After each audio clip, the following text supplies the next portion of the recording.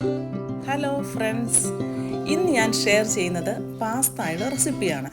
Pasta പല രുചികളിലും പല വെറൈറ്റികളിലും ഉണ്ടാക്കാവുന്നതാണ്. ഇതിലൊഴിക്കുന്ന സോസാണ് പാസ്തയ്ക്ക് രുചി പകരുന്നത്. നമുക്കെങ്ങനെ ഈ സോസ് വീട്ടിലുണ്ടാക്കി രുചികരമായ പാസ്ത എപ്പോൾ വേണമെങ്കിലും ഉണ്ടാക്കാമെന്ന് ഈ വീഡിയോയിൽ പറയുന്നുണ്ട്. പാസ്ത ഇന്ന് പല ഷേപ്പുകളിൽ കടകളിൽ കിട്ടും. ഇതിൻ്റെ ഷേപ്പ് അനുസരിച്ച് ഇതിനെ മാക്രോണി എന്നും പറയുന്നുണ്ട്. പലതരം പച്ചക്കറികളിട്ട് പാസ്ത ഗുണപ്രദമായി ഉണ്ടാക്കി കഴിക്കാം. 3 സ്റ്റെപ്പായിട്ടാണ് ഇതുണ്ടാക്കുന്നത്.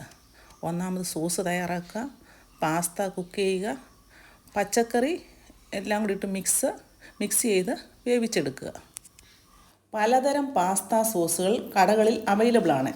എന്നാൽ ഇന്ന് ഞാൻ പറയുന്ന സോസ് വീടുകളിൽ നമുക്ക് പെട്ടെന്ന് ഉണ്ടാക്കാം.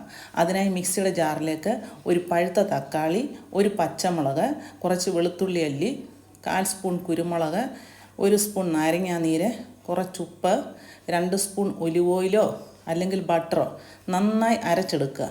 ഇവിടെ കളർഫുള്ളായ സോസ് റെഡിയായി. ഇനി ഹെൽത്തിയായ എഗ് പാസ്ത ഉണ്ടാക്കുന്നതിനായിട്ട് തിളയ്ക്കുന്ന വെള്ളത്തിലേക്ക് 1/4 സ്പൂൺ ഉപ്പും 1 സ്പൂൺ ഓയിലും ഒഴിച്ച് 2 കപ്പ് പാസ്തയും ഇട്ട് വേവിക്കുക. കൈകൊണ്ട് മുറിച്ചാൽ മുറിയുന്ന പരുവത്തിൽ ഇത് ഊറ്റി വെക്കുക. ഈ സമയം ആവശ്യമുള്ള പച്ചക്കറികൾ അരിയുക.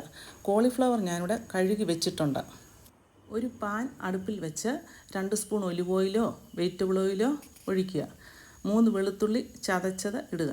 ഞാനിവിടെ വെളുത്തുള്ളിയുടെ പൊടിയാണ് ഉപയോഗിച്ചത്. ക്യാബേജും ഗ്രീൻ പീസും ഒഴികെ മറ്റു പച്ചക്കറികളിട്ട് 2 മിനിറ്റ് അടച്ച് വേവിക്കുക. അതിനുശേഷം ഗ്രീൻ പീസും ക്യാബേജും കൂടി ഇട്ട് വേവിക്കുക. പച്ചക്കറികൾ ഒത്തിരി വെന്തു പോകരുത്. അതിനുശേഷം പച്ചക്കറികളിലേക്ക് സൂപ്പർ ടേസ്റ്റി ആയിട്ടുള്ള ഹോം മെയ്ഡ് സോസ് ഒഴിക്കുക. 1 മിനിറ്റ് അടച്ച് വേവിക്കുക. ഈ സോസ് ഉണ്ടാക്കുമ്പോൾ ഒറിഗാനോ എന്ന മിൻറ്റ് വിഭാഗത്തിൽപ്പെട്ട ഇല കൂടി ചേർത്താൽ സോസിന് രുചി കൂടും. സോസൊക്കെ ഒഴിച്ച ശേഷം ബീറ്റ് ചെയ്ത് വെച്ചിരിക്കുന്ന 2 മുട്ട കൂടി ഒഴിച്ച് ഇളക്കി തോർത്തിയെടുക്കുക.